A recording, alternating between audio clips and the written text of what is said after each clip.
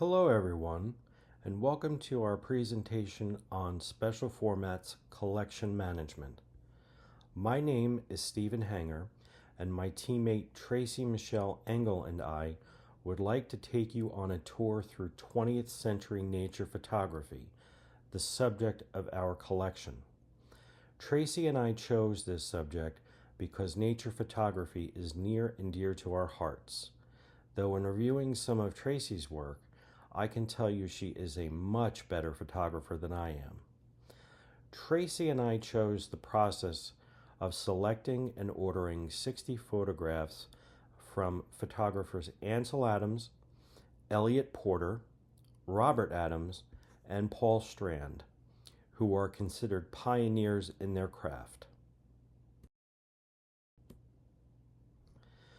To help guide us through the selection process, we consulted with the American Library Association's selection criteria for public libraries.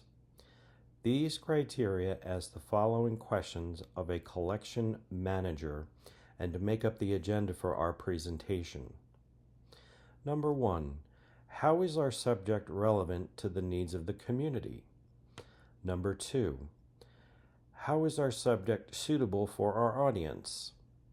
Number 3, how much did the photographs cost the library?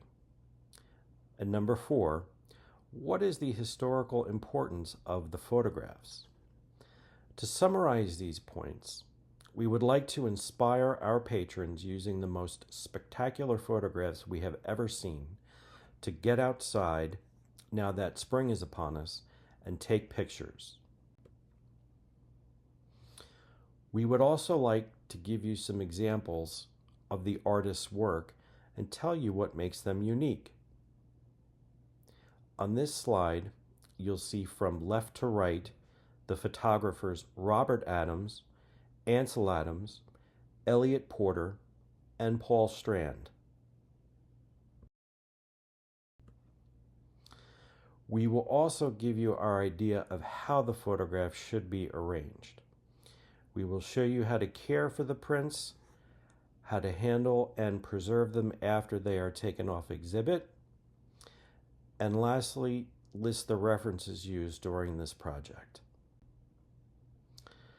Since our library is located in the United States, we chose to feature American photographers whose subjects are primarily, but not solely, in the contiguous U.S. Nature photography can be suitable for almost anyone, whether you are on a mountain with your digital SLR camera or walking through the park with your smartphone. There is no shortage of subjects to capture. And with free photo editing software on almost any device, you can embellish your shots to give them that near professional quality. What do all these prints cost the library?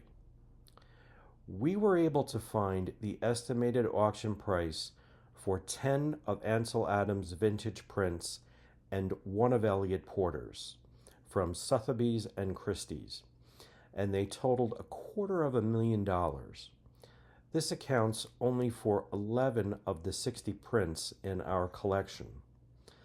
So we decided modern replicas were the way to go. Just by browsing online art galleries, we saw prices range from $85 to $230. In speaking of Ansel Adams, the National Park Service stated, "One of the most important legacies of Adams is the way in which his photographs contributed to the American conservation movement. His technical expertise and the undeniable beauty of his work paved the way for photography to be exhibited beside traditional painting and portraiture in national galleries. These portfolios that Adams published gained worldwide recognition and made America famous for its special public lands." In Art de Vivre, Kobayashi writes, Ansel Adams is known as the photographer, excuse me, Ansel Adams is known as the father of landscape photography. So it is no surprise that numerous modern photographers have drawn inspiration from his iconic work and innovative techniques, each contributing their unique perspective to the medium. You will notice on the right-hand side of the slide some details about the photograph. The naming conventions follow such guidelines as the LC-NAF, which stands for the Library of Congress Name Authority File, and the AAT, which stands for the Art and Architecture Thesaurus. These conventions help with searching for the information object, in this case a photograph, in databases and on the web. In her book, Ansel Adams, A Biography, Mary Street Allender writes, "For many, Moonrise Hernandez, New Mexico is the greatest photograph ever made. Step into the picture. 1. You are standing on the shoulder of Highway 84, a 2-lane blacktop, some 30 miles from Santa Fe. Under the last light of day, you see the village of Hernandez. Nestled along the tree-lined banks of the Rio Chama, flowing down to meet the Rio Grande, rough bushes of sage cover the ground. Burning pinon drifts its warm, woodsy aroma from chimneys. Across the river, in the distance, stands the church of neighboring San Juan Pueblo. The great vault of the sky places Hernandez in appropriate perspective, conveying its relative insignificance. Even the snow-capped Trucas Mountains only serve to punctuate the meeting of heaven and earth. A broad brushstroke of brilliant white clouds spans the horizon, while just above, the waxing moon looks down with wide open eyes. You realize that the night is velvety black, and yet you can see village, graveyard, church, and sagebrush. Every object seems to reflect the silvery light of the waxing gibbous moon, 2 days shy of full. Through moonrise, the viewer stands beyond mankind to witness humanity's reach for the stars, for redemption, for the eternal." The Amon Carter Museum, where most of Porter's works reside, said in his biography, although he had previously photographed in black and white, in 1939 Porter took up color to create more accurate photographs of birds. Soon he added other woodland subjects to his repertoire and became the first established artist photographer to commit to exploring the natural world almost exclusively in color.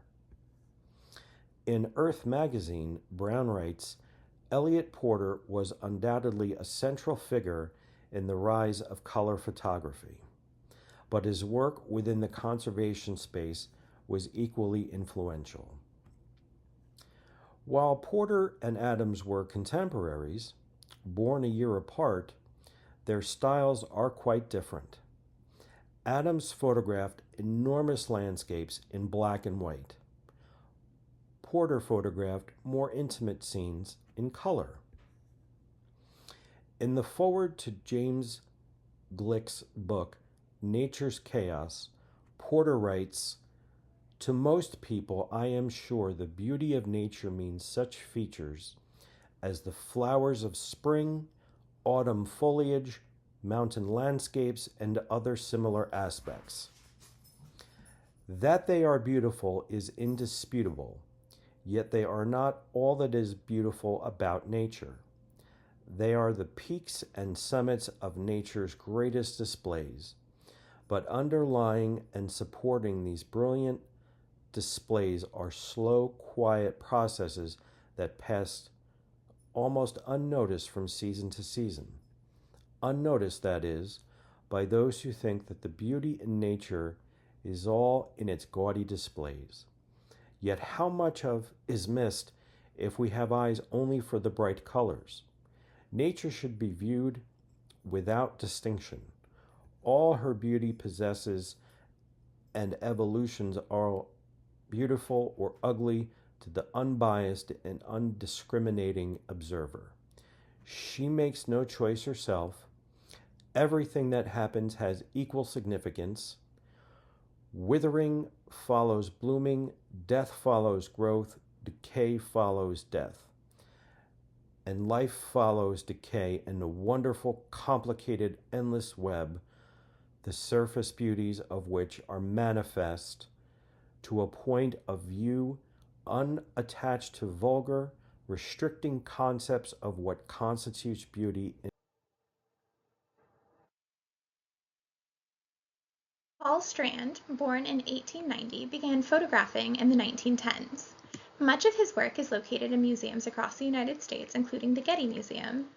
He was not exclusively a nature photographer, however, his nature photographs are remarkable, ranging from landscapes to close-ups of plants and driftwood.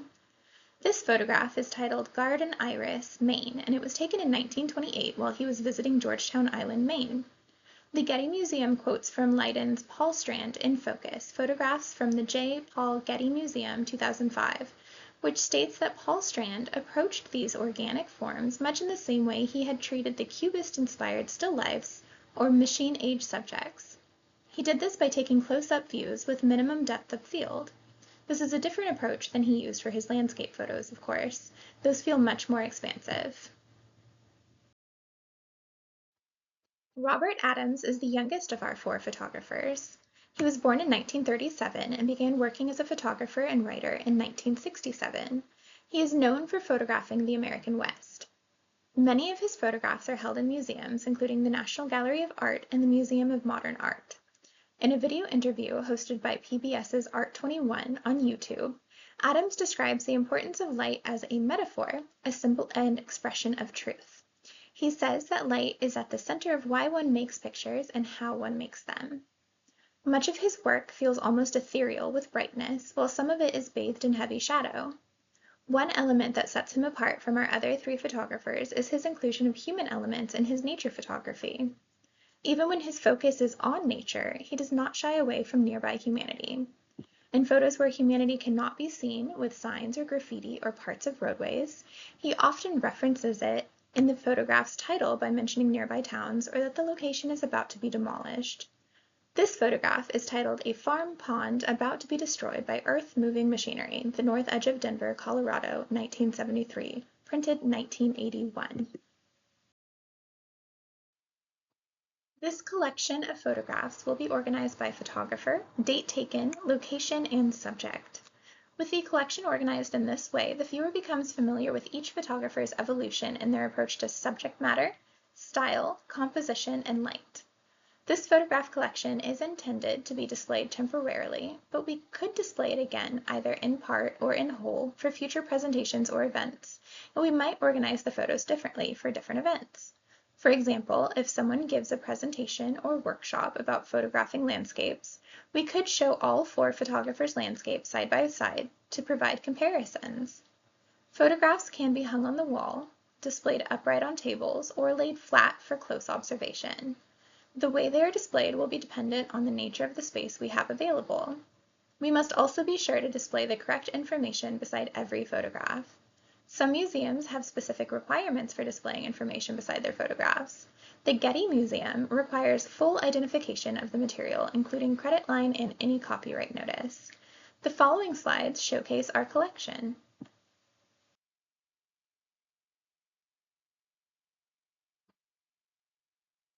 The Library of Congress provides comprehensive instructions for caring for photographs. Although we are collecting reproductions rather than originals, we can still use the same level of care to make sure our collection lasts. When handling prints, have clean hands or wear clean nitrile gloves, especially when handling originals. Avoid touching the image area of any photograph. Instead, handle them by their edges or their housing materials. Do not mark on photographs. Do not use paper clips, rubber bands, fasteners, tape, sticky notes, glue, or adhesive on photographs. Be mindful while cleaning photographs and use an air bulb to remove any dust or debris instead of using brushes or canned air.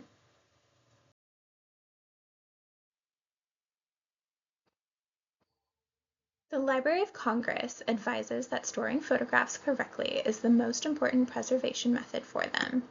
Store photos in a relatively cool, dry, and stable environment.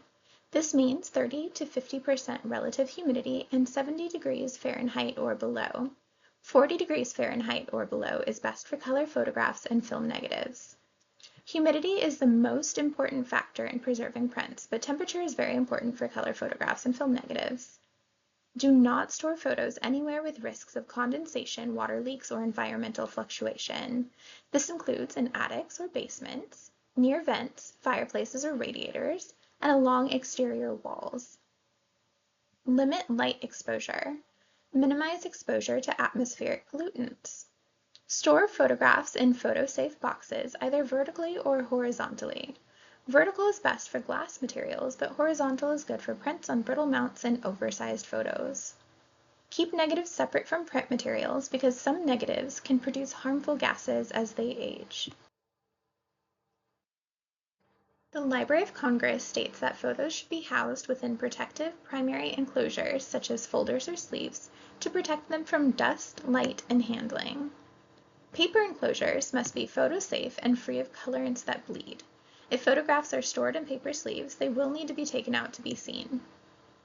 Plastic enclosures can be made of uncoated polyester, polyethylene, or polypropylene. If the relative humidity is too high, plastic can stick to the prints, so they should not be used in higher humidity environments, especially above 70% relative humidity. Prints can be matted with acid-free rag or museum board for protection. Matting and framing should only be done by experienced framers or conservators who follow proper preservation guidelines.